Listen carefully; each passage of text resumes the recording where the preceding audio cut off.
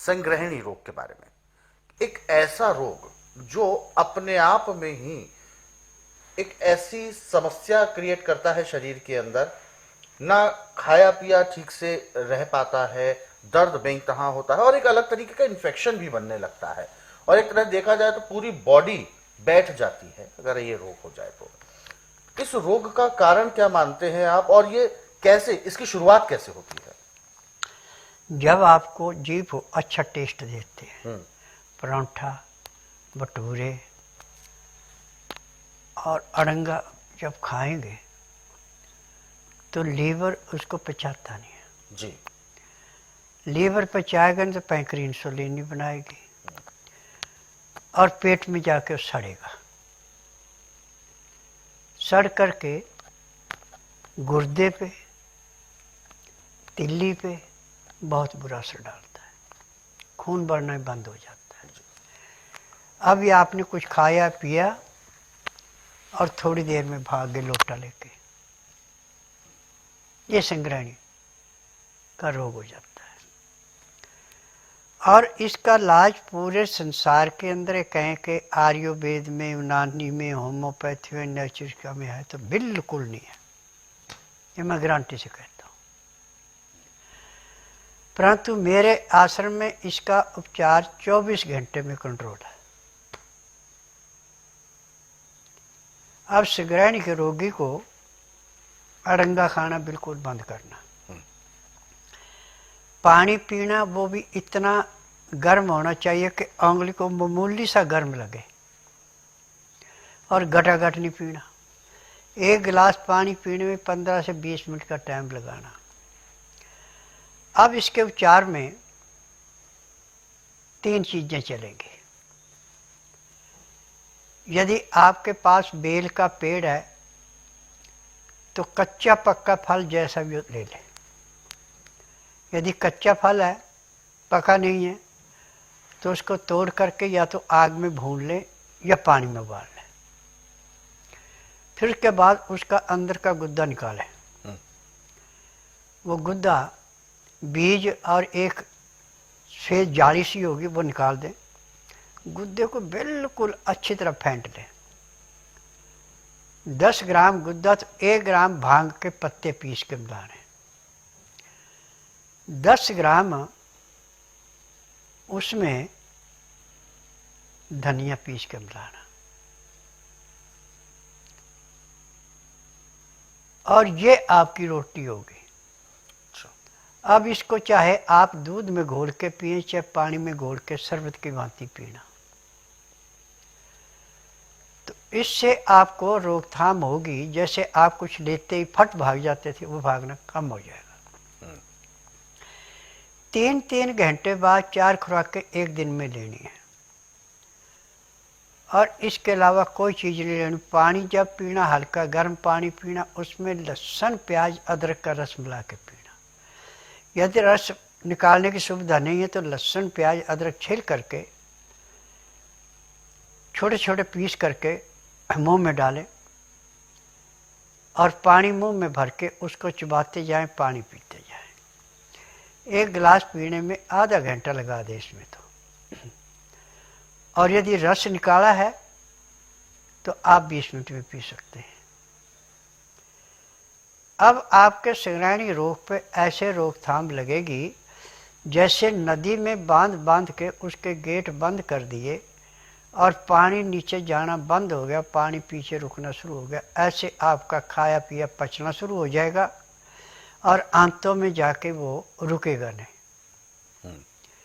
Normal latrine आपको आना शुरू हो जाएगी।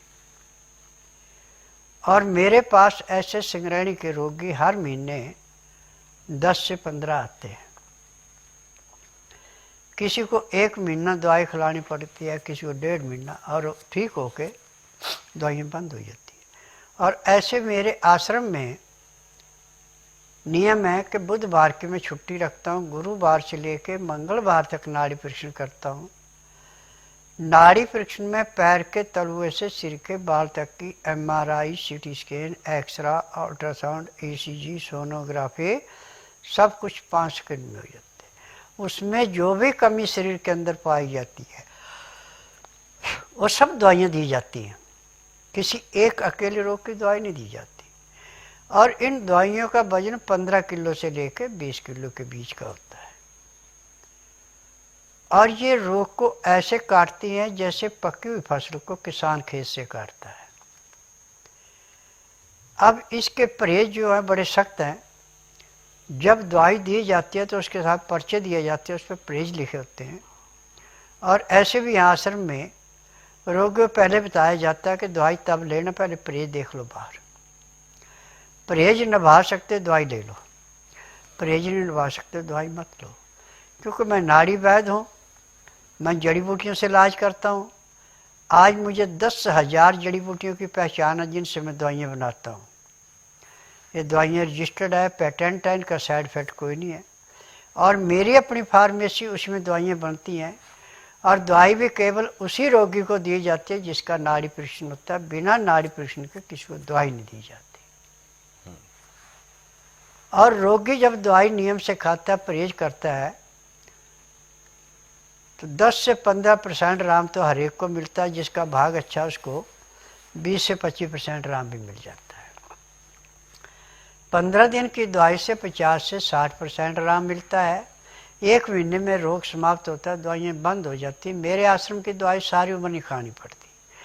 और इस दवाई का साइड इफेक्ट कोई नहीं है, चाहे आप कम खाएं चाहे ज़्यादा खाएं। ये एलोपैथिक दवाइयाँ नहीं है कि ज़्यादा खा ली तो भी नुकसान करेगी, कम खाई तो लाभ नहीं करेगी। ये चाहे कम खाएं चाहे ज़्यादा खाएं, लाभ ही लाभ करेगी, नुकसान कभी नहीं करेगी। परंतु इसमें 2 चीज़ों पर ध्यान रखना कि दिन का खाना जो आपका, जिसको सिगरेट है उसको 15 दिन तक आना नहीं मिलेगा बिल्कुल भी। सिर्फ ये जो मैंने बेल का मुरब्बा बताया, बेल को काट करके पका है तो उसका अंदर का गुद्दा वो भी बेल के मुरब्बे जैसा काम करेगा। कच्चा तो उसको भून के उबाल के उसका गुद्दा, या ये कुछ भी नहीं है तो सूखी बेल गिरी पंसारी से ला के उसको कूट के पाउडर बना ले। 2-2 चम्मच हर 3 घंटे बाद चाहे दूध में घोल के ले, चाहे नवाए पानी में घोल के ले। उसके अंदर मिठास के लिए शहद डालना, चीनी का प्रयोग बिल्कुल नहीं करना। चीनी ना तो खुद पचती है, ना जो चीज़ खाई जाती है उसको पचने देती है। इससे रोग बढ़ता है, घटता नहीं है। आज पूरे संसार में मैंने एक निवेदन किया डॉक्टरों से, हकीमों से, वैद्यों से कि जिसका उपचार करके आप थक चुके हैं,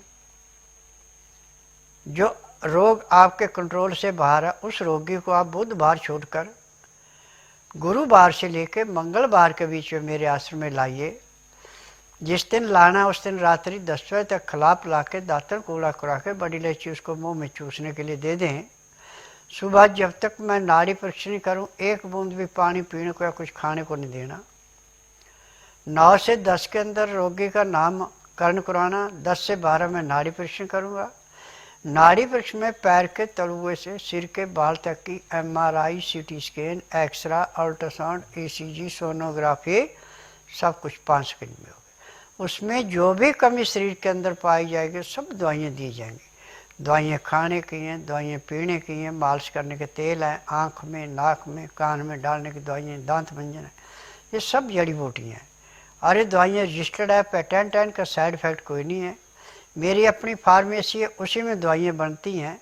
और दवाई केवल उसी रोगी को दी जाती है जिसका नाड़ी परीक्षण होता है। बिना नाड़ी परीक्षण का किसी को दवाई नहीं दी जाती। आज पूरे संसार से मैंने निवेदन किया है कि आंधे को दिखाना, बहरे को सुनाना, गूंगे से बुलाना, बांझ से संतान उत्पत्ति कराना, नमर्द को मर्द बनाना, अनहोनी को होनी करके दिखाना, ये मेरा काम है। तो गुरुजी, संग्रहणी जैसा एक रोग होता है, हालांकि ऐसा भी माना जाता है कि संग्रहणी में यदि सही समय पर ध्यान न दिया जाए, इन्फेक्शन बहुत बढ़ जाता है और आंतों में आंतें खराब भी हो जाती हैं, सड़ जाती हैं, इस तरीके की भी होता है। फिर उनका ऑपरेशन भी होता है। तो क्या ये बड़ी आंत में होता है या छोटी आंत में? दोनों में होता है। ये दोनों के लिए होता है। और इसका ट्रीटमेंट तो लेकिन ऑपरेशन कहते हैं कि ऑपरेशन। ऑपरेशन किसी भी चीज का इलाज नहीं है जी। वो सिर्फ आदमी को धोखे में रखने का ठगी का काम है।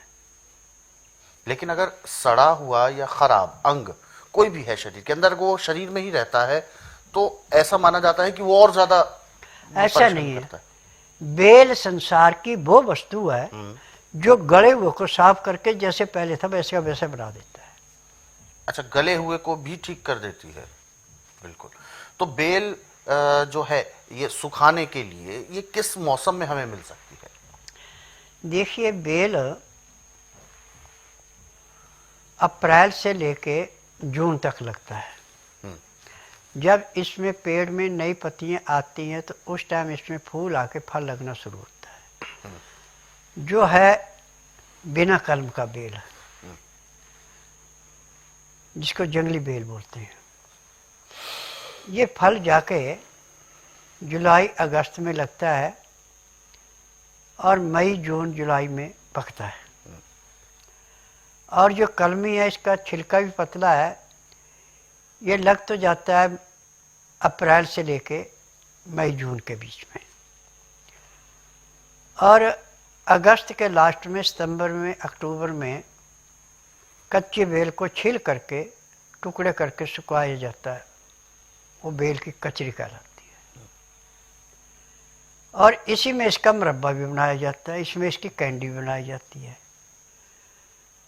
दिसंबर से जब जनवरी आ जाता है तो इसका छिलका मजबूत हो जाता है, फिर इसको तोड़ के पकाया जाता है। तो जो कलमी है ये तो आपको अप्रैल तक पकाया हुआ मिलेगा। मई में इसको पकाने की ज़रूरत नहीं पड़ती, जैसे आपने पेड़ से तोड़ा तो हफ्ते के बाद ऑटोमेटिक पक जाता है। और जून से जुलाई अगस्त में ये पक करके पेड़ के ऊपर से नीचे गिर जाता है। नीचे गिर भी जाए तो फट भी जाए तो इसमें कोई किसी किस्म का नुकसान नहीं होता है। गुद्दे को ना तो कोई किसी किस्म का कीड़ा कीटाणु लगता है, ना ये बहता है।